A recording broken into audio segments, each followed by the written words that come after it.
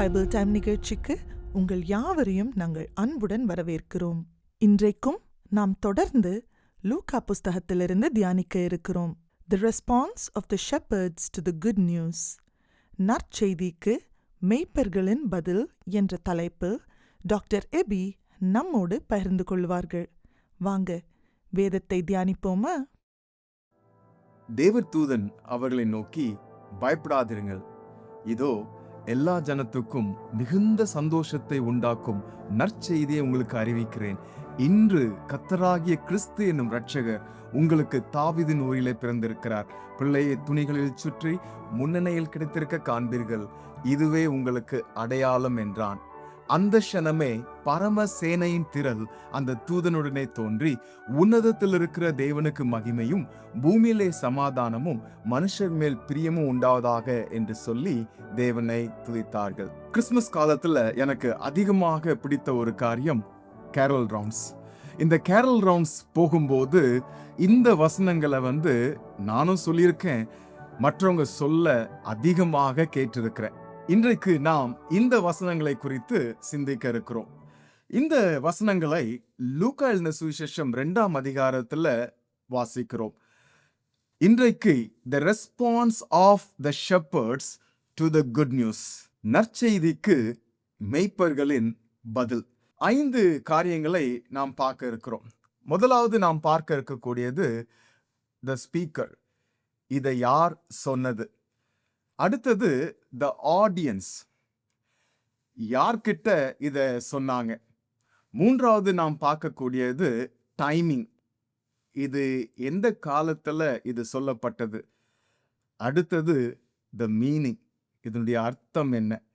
கடைசியா நம்ம பார்க்க போறது த ரெலவன்ஸ், இது எவ்விதம் நம்முடைய வாழ்க்கையில பொருந்தக்கூடியதா இருக்கு அப்படின்னு சொல்லி.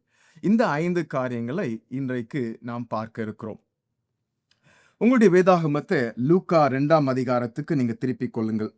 ஸோ இந்த 2ஆம் அதிகாரத்துல நம்ம ஃபர்ஸ்ட் பார்க்கும்போது த ஸ்பீக்கர், இது யார் இந்த வார்த்தைகளை சொல்றாங்க அப்படின்னு சொல்லி நீங்க பார்த்தீங்கன்னா 2ஆம் அதிகாரத்துல 10ஆம் வசனத்துல தெளிவா நம்ம பார்க்கிறோம், தேவ தூதன் அவர்களை நோக்கி அப்படின்னு சொல்லி.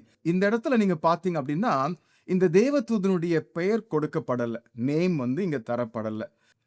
Nameless angel. 1ஆம் அதிகாரத்துல நம்ம பார்த்தோம், சகரியாவுக்கு தரிசனமானது யார் அப்படின்னா கேப்ரியல் தூதன். அதே போல மரியாளோடு பேசினது கேப்ரியல் தூதன். ஆனா இந்த இடத்துல காப்ரியல் அப்படின்னு சொல்லி சொல்லப்படல, தூதன் அப்படின்னு சொல்லி சொல்லப்பட்டிருக்கு. அதற்கு பிறகு 13ஆம் வசனத்துல நீங்க பார்த்தீங்கன்னா, அந்த க்ஷணமே பரமசேனையின் திரள் அந்த தூதனுடனே தோன்றி. முதல்ல பெயர் சொல்லப்படாத ஒரு தேவ தூதன் இந்த வார்த்தைகளை சொல்றாங்க. அதுக்கு பிறகு பரமசேனையின் திரள் அந்த தூதனுடனே தோன்றி அப்படின்னு சொல்லி பார்க்கிறோம். ஸோ த ஹெவன்லி ஹோஸ்ட், இவங்க யார் அப்படின்னு சொல்லி நீங்க பார்த்தீங்கன்னா, இவங்களும் தேவனால் படைக்கப்பட்டவர்கள். தேவன் படைத்தவர்கள் தான் ஏஞ்சல்ஸ், தேவனுடைய பிரசன்னத்துல இருக்கக்கூடியவங்க. ஆகவே தேவனுடைய மகிமையை பெற்றவர்களாக இருக்கக்கூடியவங்க. இதைதான் நம்ம முதல் லெசன்ல கூட நம்ம பார்த்தோம். பாவமே செய்யாதவர்கள், இவங்களுடைய பிளேஸ் ஆஃப் வர்ஷிப் பெரும்பாலும் ஆண்டவருடைய பிரசன்னம். ஆனா இந்த சிச்சுவேஷன்ல நீங்க பார்த்தீங்கன்னா அந்த பிளேஸ் மாறுது. எங்க மாறுது அப்படின்னா மெய்ப்பர்கள் இருக்கக்கூடிய இடத்துல. இவங்க தேவனுடைய செய்தியை கொடுக்கக்கூடியவங்க, மெசேஞ்சர்ஸ், தேவனுடைய வார்த்தையை ஜனங்களுக்கு கொடுக்கக்கூடியவங்களாக தான் இந்த லூக்கா எழுதின சுவிசேஷம் 1ஆம் அதிகாரத்திலையும் 2ஆம் அதிகாரத்திலையும் வாசிக்கிறோம். ஈவன் தேவ தூதர்கள் இந்த வார்த்தைகளை சொல்லும் போது இந்த மெய்ப்பர்கள் அதை எப்படி பார்க்கறாங்கன்னா, கர்த்தரால் நமக்கு அறிவிக்கப்பட்ட 15ஆம் வசனத்துல அதை குறித்து வாசிக்கிறோம். கர்த்தரால் நமக்கு அறிவிக்கப்பட்ட தேவதூதன் மூலமாக, பரமசேனையின் தேவ தூதர்கள் மூலமாக இந்த வார்த்தை சொல்லப்பட்டாலும் மெய்ப்பர்கள் இது கர்த்தரால் அறிவிக்கப்பட்டது அப்படின்னு சொல்லி நம்பினாங்க. ஸோ தேவ தூதர்கள் மூலமாக வந்த வார்த்தை அது கர்த்தருடைய வார்த்தை. இன்றைக்கு ஆண்டவர் தேவ ஜனங்களோடு பேசக்கூடியது எதன் மூலமாக பேசுறார் அப்படின்னா ஆண்டோடைய வார்த்தையின் மூலமாக தான். இன்றைக்கு நாம் வேத வசனத்தை வாசிக்கும் போதெல்லாம் அவருடைய சத்தத்தையே கேட்கிறோம். இது கர்த்தருடைய வார்த்தை, அவருடைய வார்த்தை. ஆகவேதான் அதற்கு நாம் கீழ்ப்படிய வேண்டும், அதற்கு நாம் முக்கியத்துவம் கொடுக்க வேண்டும். அடுத்தது நம்ம பார்க்கக்கூடியது என்னன்னா த ஆடியன்ஸ், யாருக்கு சொல்லப்பட்டது. இது தெளிவா நமக்கு தெரியும், இது மெய்ப்பர்களுக்கு சொல்லப்பட்டது அப்படின்னு சொல்லி. அத நம்ம 8ஆம் வசனத்துல வாசிக்கிறோம். அப்பொழுது அந்த நாட்டிலே மெய்ப்பர்கள் வயல்வெளியில் தங்கி ராத்திரியிலே தங்கள் மந்தையை மேய்த்து கொண்டிருந்தார்கள். அவ்வேளையில் கர்த்தருடைய தூதன் அவர்களிடத்தில் வந்து நின்றான். மெய்ப்பர்கள், ஷெப்பர்ட்ஸ், மெய்ப்பர்கள் அப்படின்னு சொல்லி பார்க்கும்போது அந்த டைம்ல இவங்க அவுட்காஸ்ட், புறக்கணிக்கப்பட்டவர்கள். இவங்க மனிதர்களால் புறக்கணிக்கப்பட்டவர்கள். இவங்கள பொதுவாக யாரும் நம்ப மாட்டாங்க, இவங்க பொய் சொல்லுவாங்க அப்படின்னு சொல்லி யோசிப்பாங்க. ஆகவேதான் கோர்ட்ல கூட இவங்களுடைய சாட்சி செல்லாது. இப்படிப்பட்ட ஒரு சமுதாயத்தை சேர்ந்தவங்க. ஆனா தேவ தூதன் இவர்களுக்கு தான் இயேசு பிறந்த அந்த நற்செய்தியை அறிவிக்கிறதாக நாம் பார்க்கிறோம். இயேசு கிறிஸ்துவினுடைய பிறப்பு முதலாவது அறிவிக்கப்பட்டது இந்த மெய்ப்பர்களுக்கு, ஏழ்மையில் இருக்கக்கூடிய இந்த மெய்ப்பர்களுக்கு, மனிதர்களால் புறக்கணிக்கப்பட்ட இந்த மெய்ப்பர்களுக்கு நற்செய்தி அறிவிக்கப்பட்டதாக நாம் பார்க்கிறோம். இயேசு கிறிஸ்துவினுடைய பிறப்பு மெய்ப்பர்களுக்கு அறிவிக்கப்பட்டதுனால நிச்சயமாகவே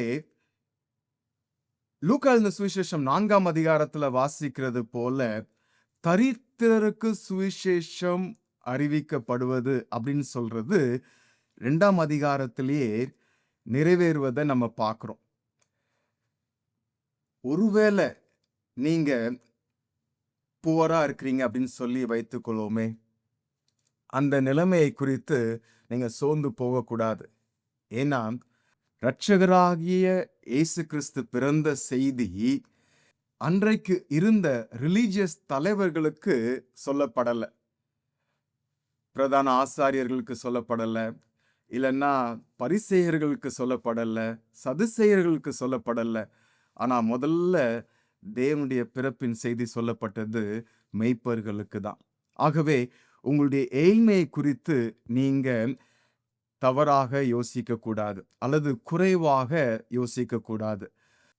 யாக்கோபு நிருபத்துல நீங்க பாத்தீங்க அப்படின்னா விசுவாசத்துல யார் ஐஸ்வர்யவான்களாக இருக்கிறாங்க அப்படின்னு பாத்தீங்கன்னா தரித்திரர்கள் தான். ஒருவேளை நம்ம கிட்ட பணம் இல்லையே அப்படின்னு சொல்லி நீங்க யோசிக்கலாம். ஆனா உங்கள்கிட்ட விசுவாசம் இருக்கு, அந்த விசுவாசத்தை ஆண்டவர் அறிவார். ஒருவேளை நீங்க ரிச்சா இருக்கிறீங்க, உங்கள்கிட்ட எல்லா ஐஸ்வர்யமும் இருக்குது, தயவுசெய்து நம்ம போரா இருக்கிறவங்கள பார்த்து நம்ம அவர்களை இன்ஃபீரியரா பார்க்கக்கூடாது.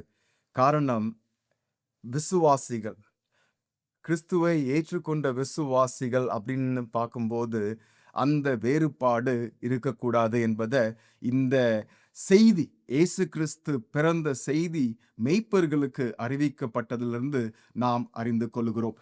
அடுத்தது நம்ம பார்க்கக்கூடியது என்னன்னா த டைமிங். முதல்ல நம்ம பார்த்தோம் த ஸ்பீக்கர், யார் இதை சொன்னாங்க அப்படின்னு சொல்லி, தேவ தூதன், அடுத்தது தேவ தூதர்கள்.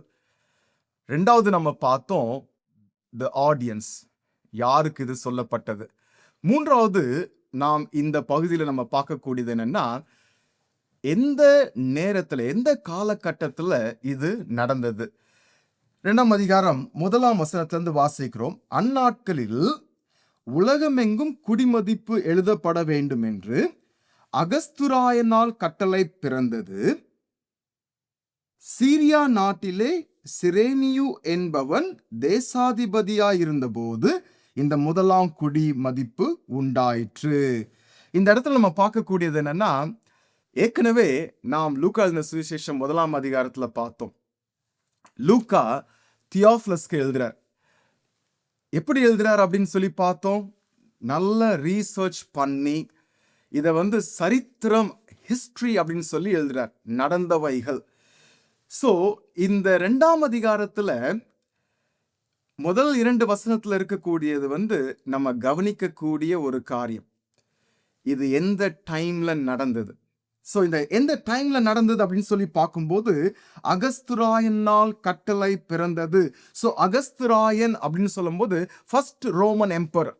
ஈவன் சில பேர் இவனை எப்படி பார்த்தாங்கன்னா, the saviour of the whole world அப்படின்னு சொல்லி பார்த்தாங்க.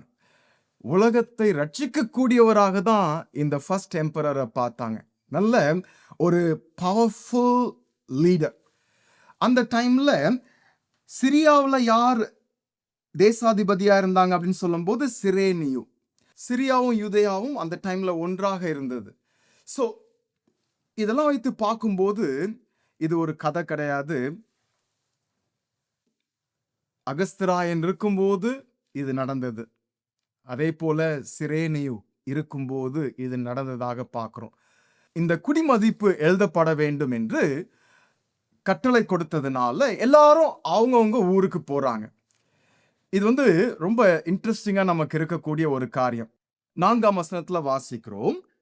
அப்பொழுது யோசேப்பும் தன் தாவீதின் வம்சத்தானும் குடும்பத்தானுமாய் இருந்தபடினாலே தனக்கு மனைவியாக நியமிக்கப்பட்டு கர்ப்பவதியான மரியாளுடனே குடிமதிப்பு எழுதப்படும்படி கலிலேயா நாட்டிலுள்ள நாசரேத் ஊரிலிருந்து யூதேயா நாட்டிலுள்ள பெத்லகேம் என்னும் தாவீதின் ஊருக்கு போனான். இந்த இடத்துல மீகா மூலமாக தீர்க்க தரிசனமாக சொல்லப்பட்டது நிறைவேற போகுது. மீகா 5:2 நம்ம பார்க்கிறோம். மீகா 5:2 இவ்விதமாக வாசிக்கிறோம். எப்ராத்தா எனப்பட்ட பெத்லகேமே, நீ யூதாவில் உள்ள ஆயிரங்களுக்குள்ளே சிறியதா இருந்தாலும் இஸ்ரவேலை ஆள போகிறவர் உன்னிடத்திலிருந்து புறப்பட்டு என்னிடத்தில் வருவார். இந்த தீர்க்க தரிசனம் நிறைவேற வேண்டும். இந்த தீர்க்க தரிசனம் நிறைவேற கடவுள் யாரை பயன்படுத்துறாரு நீங்க பாருங்க. அகஸ்திராயன். அவன் மூலமாக தான் குடிமதிப்பு எழுதப்பட வேண்டும் என்கிற கட்டளை கொடுக்கப்படுகிறது. இந்த குடிமதிப்பு எழுதப்பட வேண்டும் என்கிற கட்டளை கொடுப்பதனால தான் யோசேப்பு மரியாளும் எங்க போறாங்க? நாசரேத் ஊரிலிருந்து பெத்லகேமுக்கு போறாங்க. கிட்டத்தட்ட 100 மைல். இப்படி போவதனாலதான் இயேசுவானவர் அங்க பெத்லகேம்ல பிறக்கிறார். தேவன் அவருடைய திட்டத்தை நிறைவேற்ற சில நேரத்துல உலகத்துல இருக்கக்கூடிய லீடர்ஸை கூட பயன்படுத்துவதாக தான் இந்த வசனங்கள்ல இருந்து நாம் அறிந்து கொள்கிறோம். தானியேல்ல வாசிக்கிறோம், அவர் ராஜாக்களை தள்ளி ராஜாக்களை ஏற்படுத்தக்கூடியவர் அப்படின்னு சொல்லி. நீதிமொழிகள்ல ஒரு அருமையான வசனத்தை வாசிக்கிறோம். ராஜாக்களுடைய இருதயம் கர்த்தருடைய கைகள்ல நீர்க்கால்களைப் போல இருக்கு. அவர் தமக்கு சித்தமானபடி திருப்புகிறார். சில வேளையில ஆண்டவர் உலக தலைவர்களை கூட பயன்படுத்தி தமது திட்டத்தை நிறைவேற்றுகிறார். ஆகவே தான் சில நேரத்துல நமக்கு பிரியமில்லாதவர்கள் தலைவர்களாக இருக்கலாம். அதற்காக நாம் அவர்களை வெறுக்கக்கூடாது. ஏனென்றால் தேவன் இதை அனுமதிக்கல அப்படின்னா இப்படி ஒரு தலைவர்கள் நமக்கு இருக்க மாட்டாங்க. ஆகவேதான் ரோமர் 13ஆம் அதிகாரத்துல வாசிக்கிறபடி நமக்கு மேல இருக்கக்கூடிய தலைவர்கள், அதிகாரத்துல இருக்கிறவங்க, அவங்களுக்கு நம்ம கீழ்ப்படிந்து தான் இருக்க வேண்டும். ஒருவேளை அந்த தலைவர்கள் நாம் கடவுளை, தேவனை ஆராதிப்பதற்கு ஒரு தடை கொண்டு வந்தாங்கன்னா அந்த நேரத்துல தான் நாம் கடவுளுக்கு சாட்சிகளாக, தேவனுக்கு சாட்சிகளாக இருக்க அழைக்கப்படுகிறோம். கீழ்ப்படிய வேண்டும் அப்படின்னு சொல்லி ரோமர் 13ஆம் அதிகாரத்துல வாசிக்கிறோம். 1 தீமோத்தேயு 2ஆம் அதிகாரத்துல வாசிக்கும் போது ராஜாக்களுக்காக, அதிகாரத்துல இருக்கிறவங்களுக்காக ஜெபிக்க வேண்டும் அப்படின்னு சொல்லி பார்க்கிறோம். நாம் சமாதானத்தோடு கலகம் இல்லாம ஜீவனம் பண்ணணும் அப்படின்னா ராஜாக்களுக்காக ஜெபிக்க வேண்டும். ராஜாக்களை தள்ளி ராஜாக்களை ஏற்படுத்தக்கூடியவர் நம்முடைய ஆண்டவர். ராஜாக்களை கூட தமது திட்டத்தை செய்வதற்கு பயன்படுத்தக்கூடியவர் நம்முடைய ஆண்டவர். இப்படி இந்த டைம்ல தான் யோசேப்பும் மரியாளும் பெத்லகேமுக்கு போறாங்க. அந்த பெத்லகேமுக்கு போகும்போது என்ன நடக்குன்னா, அவ்விடத்திலே அவர்கள் இருக்கையில் அவளுக்கு பிரசவ காலம் நேரிட்டது. அவள் தன் முதற் பேரான குமாரனை பெற்று சத்திரத்திலே அவர்களுக்கு இடமில்லாதிருந்தபடியினால் பிள்ளையை துணிகளில் சுற்றி முன்னணியிலே கிடத்தினாள் அப்படின்னு சொல்லி பார்க்கிறோம். ஸோ இயேசுவானவர் பிறந்துட்டார். எங்க பிறந்துட்டார் அப்படின்னா, ரொம்ப பிரம்மாண்டமான ஒரு பேலஸ்ல அல்ல, ஏரோதின் அரண்மனையில இல்லை. ஆனால் அவர் பிறந்தது ஒரு மாட்டு தொழுவத்துல. அவருக்கு இடம் இல்லாததுனால மாட்டு தொழுவத்துல அவர் பிறந்ததாக நாம் பார்க்கிறோம். அவர் பிறந்ததுக்கு பிறகுதான் இந்த செய்தி தேவதூதன் மூலமாக மேய்ப்பர்களுக்கு அறிவிக்கப்பட்டது.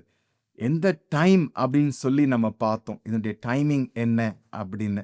அடுத்தது நம்ம பார்க்க போறது இதனுடைய அர்த்தம் என்ன, மீனிங் என்ன அப்படின்னு சொல்லி. திரும்ப 10ஆம் வசனத்தை நம்ம எடுத்துக்கொள்ளலாம். தேவதூதன் அவர்களை நோக்கி பயப்படாதிருங்கள். அகெயின் எப்படி சகரியாவுக்கு இந்த வார்த்தை சொல்லப்பட்டதோ, மரியாளுக்கு எப்படி சொல்லப்பட்டதோ, அதே போலதான் மேய்ப்பர்களுக்கும் சொல்லப்படுவதாக நாம் பார்க்கிறோம். பயப்படாதிருங்கள்.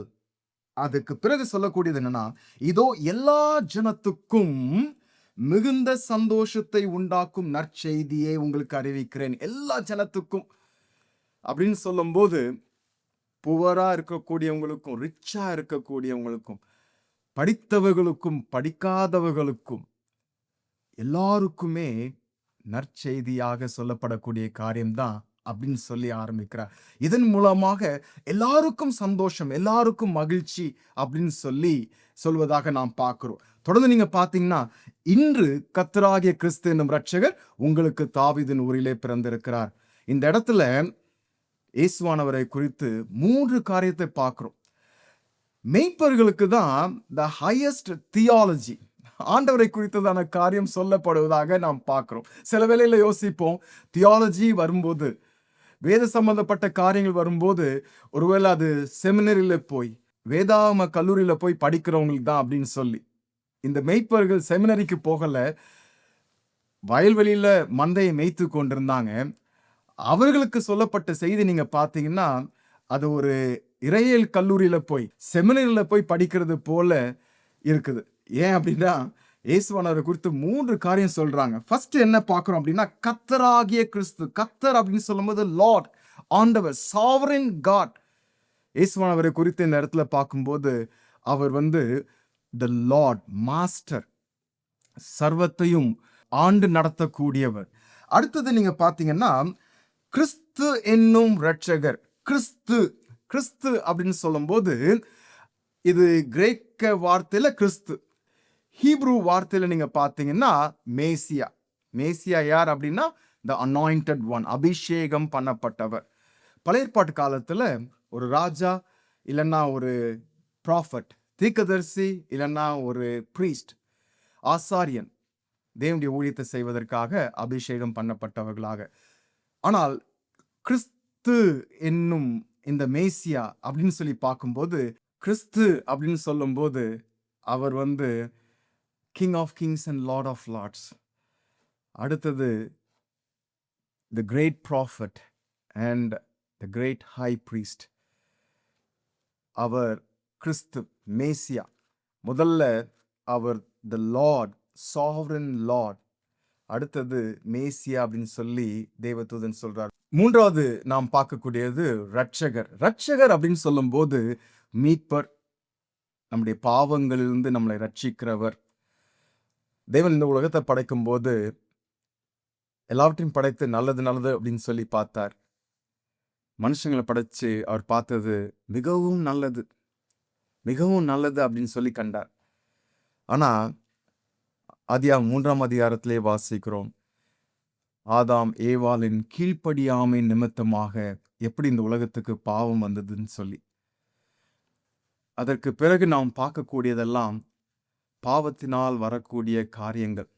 ஈவன் 4ஆம் அதிகாரத்திலேயே ஃபர்ஸ்ட் மர்டர் நடக்கிறதாக நாம் பார்க்கிறோம். 6ஆம் அதிகாரத்திலலாம் பார்க்கும்போது மனுஷங்களுடைய அக்கிரமம் எவ்வளோ பெருகி கொண்டே போனது அப்படின்னு சொல்லி பார்க்கிறோம். இந்த பாவங்களிலிருந்து ரட்சிப்பதற்காக தான் இந்த இயேசுவானவர் இந்த உலகத்துல வந்தார். இந்த செய்தியை தான் நற்செய்தி அப்படின்னு சொல்லி ஏஞ்சல் சொல்றாங்க. சந்தோஷத்தை கொடுக்கக்கூடிய நற்செய்தி, பிரேக்கிங் நியூஸ், தலைப்புச் செய்திகள் அப்படின்னு சொல்லி டிவியில் வரும்போது சில நேரத்தில் நமக்கு அது நமக்கு சந்தோஷத்தை கொடுக்கக்கூடிய ஒரு செய்தியாக இருக்காது. ஒருவேளை ஏதாவது ஒரு ஆக்சிடெண்ட், இல்லைன்னா ஏதாவது ஒரு இடத்துல புயல், இப்படி பல காரியங்களை கேட்கும்போது நமக்கு அது கஷ்டமாக இருக்கும். ஆனால் இந்த செய்தி தேவதூதன் மூலமாக சொல்லப்பட்டது நற்செய்தி, குட் நியூஸ். காரணம், இன்று கர்த்தராகிய கிறிஸ்து என்னும் இரட்சகர் உங்களுக்கு தாவீதின் ஊரிலே பிறந்திருக்கிறார். அடுத்தது நீங்க பார்த்தீங்கன்னா, இந்த மீனிங் அப்படின்னு சொல்லி பார்க்கும்போது 14ஆம் வசனத்துல, உன்னதத்தில் இருக்கிற தேவனுக்கு மகிமையும் பூமியிலே சமாதானமும் மனுஷர் மேல் பிரியமும் உண்டாவதாக என்று சொல்லி தேவனை துதித்தார்கள். ஸோ இந்த தேவதூதன் மூலமாக இந்த நற்செய்தி சொல்லப்பட்ட பிறகு இமீடியட்டா பரம சேனையின் திரள் அந்த டைம்ல கூடி சொல்லக்கூடிய காரியம், உன்னதத்தில் மகிமை அப்படின்னு சொல்லி சொல்றாங்க. உண்மையிலேயே பரலோகத்துல ஒரு மகிமையான ஒரு காரியம்தான் தேவதூதர்கள் தேவனுடைய பிரசன்னத்துல இருக்கும்போது. ஆனா இந்த இடத்துல, இந்த கான்டெக்ட்ல பார்க்கும்போது, இயேசுவானவர் இரட்சகராக இந்த உலகத்துல பிறந்தது அதிக மகிமையை கொடுக்கக்கூடியதாக இருக்கு. ஏனென்றால் பாவம் செய்ததுனால எல்லாருமே தேவனுடைய மகிமையை அற்றவர்களாகி காணப்படுகிறோம். இயேசுவானவர் அப்படி தேவனுடைய மகிமையை அற்றவர்களாய் நாம் இருப்பதனால தான் அந்த மகிமையை மீண்டும் நாம் பெற்றுக்கொள்வதற்காக இந்த உலகத்துல பிறந்திருக்கிறார். ஆகவே இந்த கான்டெக்ட்ல வச்சு நீங்க பார்க்கும்போது, இயேசுவானவர் மூலமாக நமக்கு கிடைக்கக்கூடிய இந்த ரட்சிப்பை பார்க்கும்போது அது உன்னதத்துல மகிமை அப்படின்னு சொல்லி பார்க்கிறோம். அடுத்தது இந்த இடத்துல பார்க்கக்கூடியது என்னன்னா, பூமியிலே சமாதானம். பூமியிலே சமாதானம். சமாதானம் அப்படின்னு சொல்லும்போது இது ஹீப்ரு வார்த்தையில நீங்க பார்த்தீங்கன்னா ஷலோம். இந்த ஷலோம் அப்படின்னு சொல்லும்போது absence of conflict அப்படிதான் நம்ம யோசிப்போம். பீஸ், சமாதானம் அப்படின்னு சொல்லும்போது பிரச்சனைகளே இல்லாத ஒரு காரியம் அப்படின்னு. ஆனா இந்த ஷலோம், இந்த பீஸ் அப்படின்னு சொல்லும்போது இது ஒரு மனுஷனுடைய வாழ்க்கையில அந்த ஹோல் பர்சனுக்கு இருக்கக்கூடிய ஒரு ஷலோம். தேவனுக்கும் மனுஷர்களுக்கும் இருக்கக்கூடிய உறவுல சமாதானம், அதே போல மனுஷர்கள் தங்களுக்கே இருக்கக்கூடிய அந்த ஒரு உறவுல சமாதானம், மனுஷர்களுக்கும் மக்களுக்கும் இருக்கக்கூடிய, ஒருத்தருக்கும் இன்னொருத்தருக்கும் இடையில இருக்கக்கூடிய அந்த சமாதானம், relationship with God, relationship with self and relationship with others. இந்த சமாதானம் தான் இயேசு கிறிஸ்துவின் பிறப்பின் மூலமாக நமக்கு கொடுக்கப்படுகிறது. அடுத்தது, மனுஷர் மேல் பிரியமும் உண்டாவதாக என்று சொல்லி தேவனை துதித்தார்கள். மனுஷர் மேல் பிரியம், தேவனுடைய சமாதானம் நமக்கு இருப்பது அது தேவன் நம்ம மேல் எவ்வளோ பிரியமுள்ளவராக இருக்கிறார் அப்படின்றத காண்பிக்கக்கூடியதாக இருக்கு. கடைசியா நம்ம பார்க்கக்கூடியது த ரிலவன்ஸ். இது நமக்கு எப்படி பொருந்தக்கூடியதாக இருக்கு அப்படின்னு சொல்லி மெய்ப்பர்களை குறித்து இந்த இடத்துல பார்க்கும்போது, ஃபர்ஸ்ட் அவங்க இதை கர்த்தரால் நமக்கு அறிவிக்கப்பட்டது அப்படின்னு சொல்லி என்ன செய்யறாங்கன்னா, இந்த காரியத்தை பார்ப்போம் வாருங்கள் என்று சொல்லி தீவிரமாய் மரியாளையும் யோசேப்பையும் முன்னணியிலே கிடைத்திருக்கிற பிள்ளையும் கண்டார்கள் அப்படின்னு சொல்லி பார்க்கிறோம். ஸோ நம்ம இந்த மெய்ப்பர்கள் மூலமாக, மெய்ப்பர்களுடைய ரெஸ்பான்ஸ் மூலமாக சில காரியங்களை நம்ம கற்றுக்கொள்ள இருக்கிறோம். இது கர்த்தருடைய வார்த்தைன்னு சொல்லி விசுவாசம். கடவுளுடைய வார்த்தை தேவதூதன் மூலமாக கேட்கும்போது கர்த்தருடைய வார்த்தை அப்படின்னு சொல்லி விசுவாசித்தாங்க. விசுவாசம் எப்படி வரும்? கேள்வினால் வரும். கேள்வி எப்படி வரும் அப்படின்னு சொல்லி பார்த்தீங்கன்னா, வசனத்தின் மூலமாக தான் வரும். இந்த வசனத்தை கேட்கும்போது அவர்கள் விசுவாசம் வைக்கிறாங்க. வாங்க நம்ம போய் பார்க்கலாம் அப்படின்னு சொல்லி போறாங்க. தீவிரமாய் போனார்கள் அப்படின்னு சொல்லி இருக்குது. இந்த மெய்ப்பர்கள் மூலமாக நாம் கற்றுக்கொள்ளக்கூடிய காரியம் என்னன்னா, முதலாவது விசுவாசம். ஆண்டவருடைய வார்த்தை நமக்கும் கொடுக்கப்பட்டிருக்கிறது. இந்த ரட்சிப்பின் நற்செய்தி நமக்கும் கொடுக்கப்பட்டிருக்கிறது. நாம் அதை எவ்விதமாக விசுவாசிக்கிறோம், விசுவாசத்தை ஏற்றுக்கொள்கிறோம். அடுத்தது, இவங்க உடனடியாக தீவிரமா போறாங்க. தீவிரமா போயிட்டு பார்த்த உடனே அவங்க செய்யக்கூடியது காரியம் என்னன்னா, கண்டு அந்த பிள்ளையை குறித்து தங்களுக்கு சொல்லப்பட்ட சங்கதியை பிரசித்தம் பண்ணினார்கள் அப்படின்னு சொல்லி பார்க்கிறோம். கடைசியில நாம் பார்க்கக்கூடியது என்னன்னா, 20ஆம் வசனத்துல, மேய்ப்பர்களும் தங்களுக்கு சொல்லப்பட்டதின்படியே கேட்டு, கண்ட எல்லாவற்றுக்காகவும் தேவனை மகிமைப்படுத்தி துதித்துக் கொண்டு திரும்பி போனார்கள். விசுவாசிக்கிறாங்க. விசுவாசித்து போய் பார்க்குறாங்க. பார்த்துட்டு திரும்பி வந்து தேவனை துதித்துக் கொண்டே, மகிமைப்படுத்திக் கொண்டே வரத நம்ம பார்க்கிறோம். பிரசித்தம் பண்ணினார்கள்ன்னு கூட பார்க்கிறோம். இன்றைக்கு இந்த நற்செய்தி ஒருவேளை இது எல்லா ஜனத்துக்கும் அப்படின்னு சொல்லி சொல்லப்பட்டிருக்கு. இத பார்த்து கொண்டிருக்கிற, இத கேட்டு கொண்டிருக்கிற உங்களுக்குமே இது நற்செய்தி தான். உங்களுக்குமே சந்தோஷத்தை கொடுக்கக்கூடிய நற்செய்தி. இந்த இயேசுவானவரை விசுவாசித்து ஏற்றுக்கொள்ளும் போது, அவர் நம்முடைய இரட்சகர், அவர் நம்முடைய ஆண்டவர், அவர்தான் மேசியா அப்படின்னு சொல்லி நம்ம விசுவாசித்து ஏற்றுக்கொள்ளும் போது இந்த விதமான சந்தோஷத்தை நாம் பெற்றுக்கொள்ளுகிறோம். சந்தோஷத்தை மாத்திரமல்ல, சமாதானத்தையும் நாம் பெற்றுக்கொள்ளுகிறோம். ஒருவேளை நீங்க அப்படிப்பட்ட ஒரு காரியத்தை செய்யவில்லை என்றால், இன்றைக்கு நீங்க அதை செய்யலாம். இந்த இயேசுவானவரை நீங்க இரட்சகராகவும் ஆண்டவராகவும் ஏற்றுக்கொள்ளலாம். ஒருவேளை நீங்க ஆண்டவராகிய இயேசு கிறிஸ்துவை சொந்த இரட்சகராக ஏற்றுக்கொண்டிருக்கலாம். இந்த மேய்ப்பர்களுக்கு இருந்த அந்த தீவிரம் இருக்குதா? போய் பார்க்கலாம் அப்படின்னு சொல்லி சொல்றாங்க. இது சீஷத்துவத்துக்கு ஒரு முக்கியமான ஒரு காரியம். ஈவன் இயேசுவானவர் கூட நம்ம பிறகு நம்ம பார்க்க போகிறோம். கம் அப்படின்னு சொல்லி கூப்பிடுறாரு. வாருங்கள் அப்படின்னு சொல்லி சொல்றார். அந்த சீஷர்கள் வாருங்கள் என்று சொன்ன வார்த்தைக்கு கீழ்ப்படிந்து போனாங்க. அப்படி போய் இயேசுவானவர் மூலமாக அவங்க நல்ல ஒரு ட்ரைனிங் எடுக்கிறாங்க. ட்ரைனிங் எடுத்துட்டு அதுக்கு பிறகு புறப்பட்டு போங்கள் அப்படின்னு சொல்லும்போது அவங்க எல்லா இடங்களுக்கும் போய் நற்செய்தியை சுவிசேஷமாக அறிவிக்கிறாங்க. அதை தான் இந்த இடத்துல நம்ம பார்க்குறோம். இந்த மேய்ப்பர்கள் போய் பார்த்தாங்க. அதுக்கு பிறகு இந்த இரட்சகராகிய இயேசு கிறிஸ்துவை குறித்து மற்றவர்களுக்கு சொல்ல ஆரம்பித்து விட்டாங்க. இன்றைக்கு ஒருவேளை இயேசு கிறிஸ்துவை சொந்த இரட்சகராக நீங்க ஏற்றுக்கொண்டிருக்கலாம். இந்த இயேசுவானவரை மற்றவர்களுக்கு நீங்க அறிவிக்கின்றவர்களாக இருக்கிறீங்களா? இந்த இயேசுவானவரை பத்தி மட்டும் சொல்றீங்களா? இந்த மெய்ப்பர்களுடைய ரெஸ்பான்ஸ் எவ்விதமாக இருந்துச்சு அப்படின்னு சொல்லி நம்ம பார்த்தோம். தீவிரமாக போனாங்க. அதுக்கு பிறகு பிரசித்தம் பண்ணாங்க. தேவனை மகிமைப்படுத்தினார்கள்னு சொல்லி பார்க்கிறோம். நம்ம அந்த இயேசுவானவர் மீது நம்ம விசுவாசம் வைக்கும்போது அது தொடர்ந்து ஒரு விட்னஸ், ஆண்டவருக்காக சாட்சியா இருப்பதற்கு நேராக அது வழி நடத்தக்கூடியதாக இருக்கு. அதே நேரத்துல ஆண்டவரை ஆராதிப்பதற்கு, ஆண்டவரை மகிமைப்படுத்துவதற்கும் அது உதவியாக இருக்கு. இந்த கிறிஸ்மஸ் காலத்துல நாம் அதிகமாக கேட்கக்கூடிய ஒரு சாங்ல இந்த சாங் உண்டு.